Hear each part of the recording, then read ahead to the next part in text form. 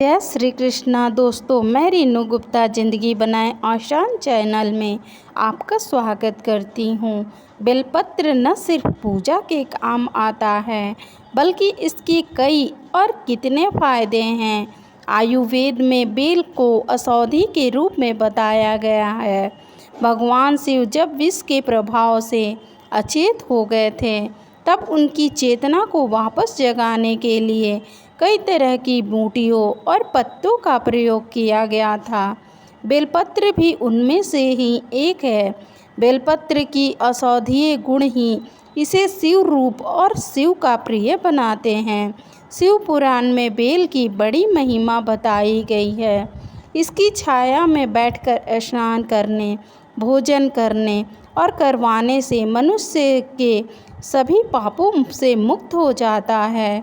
यदि किसी के विवाह में काफ़ी विलंब हो रहा है तो 108 बेलपत्र लें और हर बेलपत्र पर चंदन से राम नाम लिखें और ओम नमः शिवाय कहते हुए शिवलिंग पर चढ़ाते जाएं। यदि अपने विवाह के लिए पूजन कर रहे हैं तो नमः शिवाय मंत्र बोलते हुए बेलपत्र को शिवलिंग पर चढ़ाते जाएं। सारे बेलपत्र अर्पित करने के बाद शीघ्र विवाह के लिए भोले शंकर से प्रार्थना करें। यह प्रयोग सावन के किसी भी एक सोमवार या फिर सावन की शिवरात्रि या प्रदोष को करें तो विशेष शुभ रहेगा। बेलपत्र को दिल के रोगियों के लिए भी बहुत ही खास औषधि माना जाता है। बेलपत्र का काढ़ा बनाकर पीने से रक्त संचार दुरुस्त होता है। रक्त संचार अच्छा होने से हृदय मजबूत होता है। ऐसा होने से हार्ट अटैक का खतरा कम हो जाता है। इसकी पत्तियों का रस पीने से श्वास संबंधी रोगों में भी आराम मिलता है।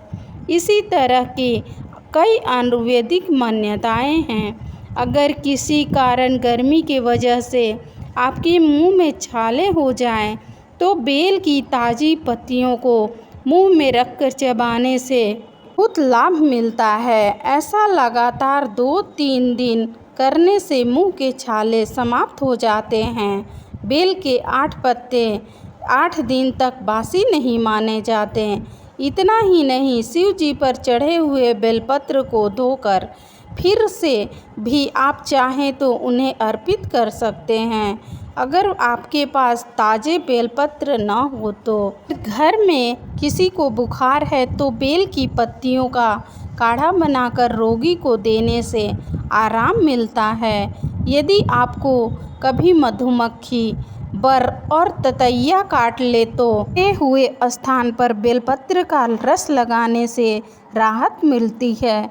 माना जाता है कि वायुमंडल में व्याप्त अशुद्धियों को सोखने की क्षमता बेल के वृक्ष में खूब होती है। सावन शिवरात्रि या महाशिवरात्रि के दिन शिव जी की पूजा में चढ़ाए गए बेलपत्र पर शाम को चंदन से ओम लिखें। ऐसा कम से कम 3 बेलपत्र लेकर अपनी तिजोरी में रख लें। ऐसा करने से आपके घर में धन की तंगी दूर हो सकती है और साथ ही रुके हुए पैसे भी प्राप्त हो सकते हैं। बेल के पेड़ की पूजा करने से माँ लक्ष्मी प्रसन्न होती है और धन की प्राप्ति होती है। इसीलिए सावन में शिव जी को बेलपत्र चढ़ाने के साथ बेल के वृक्ष को भी जल दें। तमाम प्रयास करने के बावजूद संतान नहीं हो रही है तो उतने बेलपत्र ले लें जितनी आपकी उम्र है और एक कटोरी में जरा सा दूध रख लें। एक बेलपत्र को उसमें डुबाते जाएं और शिवलिंग पर अर्पित करते हुए ओम नमो भगवते महादेवाय मंत्र का जाप करते जाएं। बाद में कटोरी में बचे हुए दूध और उसके बाद शिवलिंग पर जल अर्पित करें। आखिर में संतान प्राप्ति की प्रार्थना करें। यह प्रयोग सावन में किसी भी दिन कर सकते हैं।